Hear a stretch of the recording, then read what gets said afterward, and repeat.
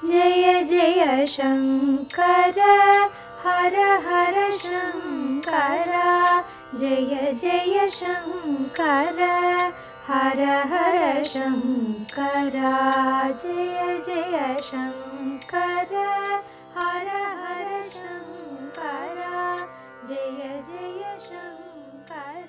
பக்தி தெய்வத்தின் குரல் 4ஆம் பாகம். வண்டு ஸ்தோத்திரம். அக்கரை அடைவிப்பாய். தாரய சம்சார சாகரதக என்று முதல் ஸ்லோகத்தை ஆச்சாரியால் முடிக்கிறார். சம்சார சாகரத்திலிருந்து கரையேற்று என்று அர்த்தம். தாரகம் என்றால் கடத்திவிப்பது, படகிலே வைத்து ஓட்டி கொண்டு போய் அக்கறை சேர்ப்பது என்று அர்த்தம். பிரணவத்தையும் ராமநாமாவையும் தாரக மந்திரம் என்று சொல்வது வழக்கம். தாரக நாமா என்று தியாகராஜர் கூட ராமச்சந்திரமூர்த்தியை தாபத்தோடு கூப்பிட்டு பாடியிருக்கிறார். சம்சார கடலில் விழுந்து அவஸ்தைப்பட்டு கொண்டிருக்கிற நம்மை படகிலே தூக்கி போட்டு கொண்டு பரமபதமான அக்கறையில் கொண்டு போய் சேர்ப்பதுதான் தாரக மந்திரம். இந்த ஸ்லோகத்தில் என்னென்னவோ வேண்டிக் கொண்டாரே.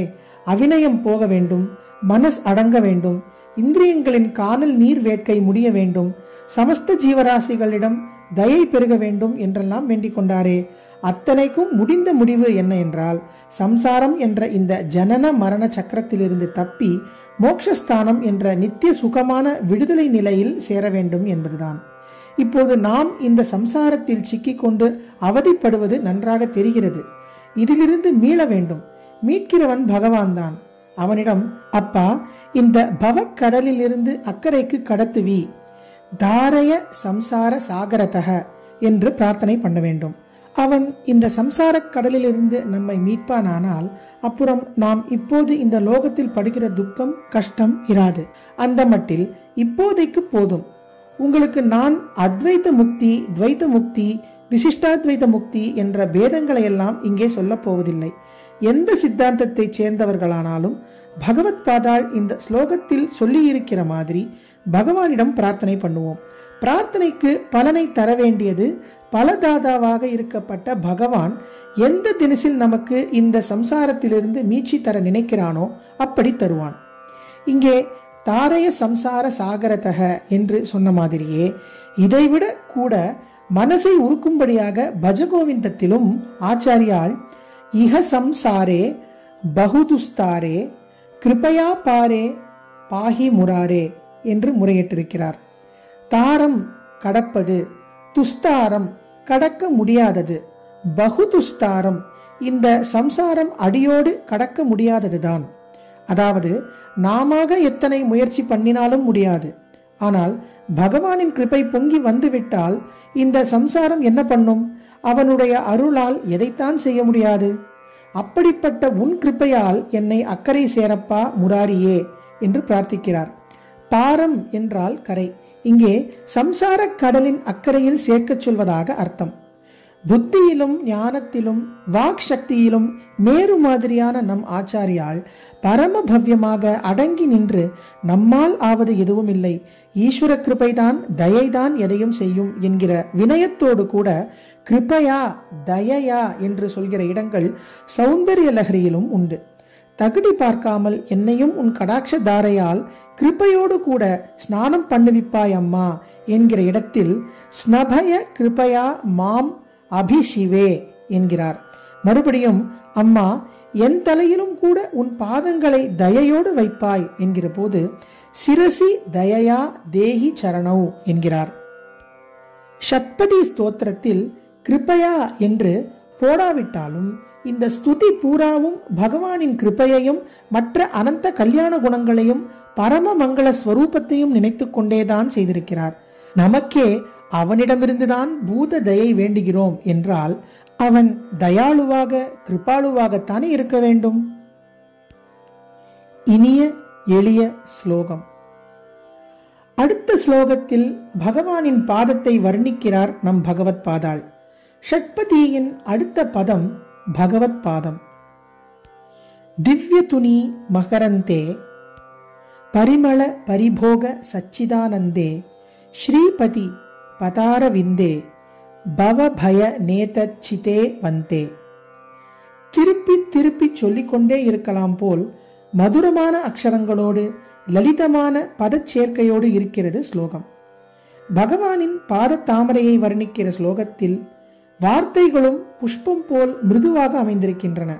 மகரந்தே, ஆனந்தே, அரவிந்தே, வந்தே என்று ஒவ்வொரு பாதமும் ரைமாக முடிவதிலேயே ஒரு ஆனந்தம் சுரக்கிறது. செய்யுளின் ஒவ்வொரு அடியின் ஆரம்பமும் ரைமாவது தமிழில் விசேஷமாக இருக்கிறது. இதற்குத்தான் எதுகை என்று பெயர். தேவாரத்தில், திவ்ய பிரபந்தத்தில் எங்கே பார்த்தாலும் இப்படித்தான் ஒவ்வொரு அடியின் 4 வரியிலும் ஆரம்ப அக்ஷரம் ஒரே தொனியில் எல்லாம் நெடிலாகவோ குறிலாகவோ ஆரம்பிக்கும். அந்த முதல் வார்த்தையின் 2ஆம் எழுத்து 4 அடியிலும் ஒன்றாகவே இருக்கும்.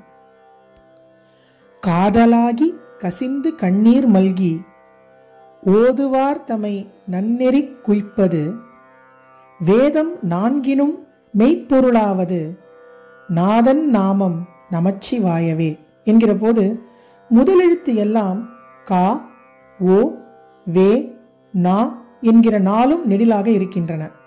2வது எழுத்து 4 வரியிலும் த தான். இது ஞானசம்பந்தர் தேவாரம். இதே மாதிரி அப்பர் சுவாமிகள் நமச்சிவாய மகிமையை சொல்லி, சொற்றுணை வேதியன் சோதி வானவன் பொற்றுணை திருந்தடி பொருந்த கைதொழ கற்றுணை பூட்டியோர் கடலிற் பாய்ச்சினும் நற்றுணையாவது நமச்சிவாயவே என்று பாடுகிற போது முதல் வரியின் முதல் எழுத்து சோ என்று குறிலாக இருப்பதால் மற்ற வரிகளிலும் பொ, க, ந என்று குறிலே ஆரம்பமாய் இருக்கிறது. இந்த தேவாரத்தில் இற்று 2வது எழுத்தாக மட்டுமில்லாமல் 3வது எழுத்தான நையும் எல்லா வரியிலும் திரும்புகிறது. ஒரு செய்யுளின் ஆரம்ப வார்த்தைகள் ரைம் ஆகிற எதுகையை ஆரம்ப பிராசம் என்பார்கள். சாதாரணமாக சம்ஸ்கிருதத்தில் இப்படி ஆரம்ப வார்த்தைகள் ரைம் ஆகாமல் ஒவ்வொரு வரியின் முடிவான வார்த்தையும் தான் ரைம் ஆவது வழக்கம். அந்திய வார்த்தை ஒரே மாதிரி வருகிற இந்த அணியை அந்திய பிராசம் என்பார்கள்.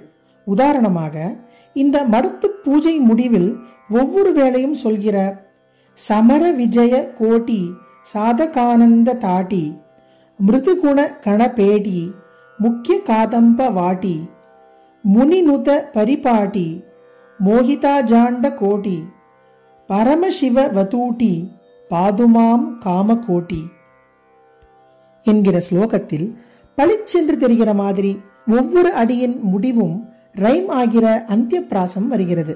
இது ஜெகன்மாதாவான காமாட்சியை பற்றி மூகர் பண்ணின பஞ்சசதியில் வருகிற ஸ்லோகம்.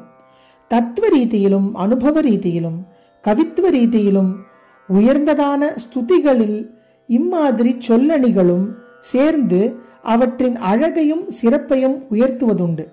ஷட்பதி ஸ்தோத்திரத்திலும் இப்படிப்பட்ட சொல் ஜாலங்கள், வேர்ட் பிளே நிறைய உண்டு. இடையின மெல்லின எழுத்துக்களில் ஒரே மாதிரியானவை திரும்ப திரும்ப வந்தால் சொல்வதற்கே மதுரமாக இருக்கும். அவிநயம் அபநய தமய மனக சமய என்கிற போது ந ய ம என்ற அக்ஷரங்கள் திரும்ப திரும்ப வருகின்றன. சொல்ல அழகாக இருக்கிறது. ஒரே போன்ற சப்தங்கள் உள்ள வார்த்தைகள் அடுக்காக வருகின்றன. விஸ்தாரய தாரய என்றும் போட்டிருக்கிறார். இதை யமகம் என்றும் மடக்கு என்றும் சொல்வார்கள். உச்சரிப்பதற்கு அழகாக இருப்பதோடு இப்படிப்பட்ட சொல்லணிகளை கையாள்வதால் அவை மனசில் நன்றாக பதிந்து ஸ்லோகங்களை நினைவு வைத்துக் கொண்டு மனப்பாடம் பண்ணுவதும் சுலபமாகிறது. 2வது ஸ்லோகம் சற்று முன் சொன்னேனே, அதில் மகரந்தே, ஆனந்தே, அரவிந்தே, வந்தே என்று அந்திய பிராசம் வைத்து கவித்துவ ரீதியில் ஸ்லோகத்தை அலங்காரம் பண்ணியிருக்கிற ஆச்சாரியால் அதனாலேயே நாம் சுலபமாக நிற்று போடுகிற மாதிரியும் அனுகிரகம் பண்ணியிருக்கிறார். ஜெய ஜெய சங்கர, ஹரஹர சங்கர, மகாபெரிவா சரணம். ஜெய ஜெய சங்கர, ஹர ஹர சங்கர, ஜெய ஜெய சங்கர, ஹர ஹர சங்கர, ஜெய ஜெய சங்கர.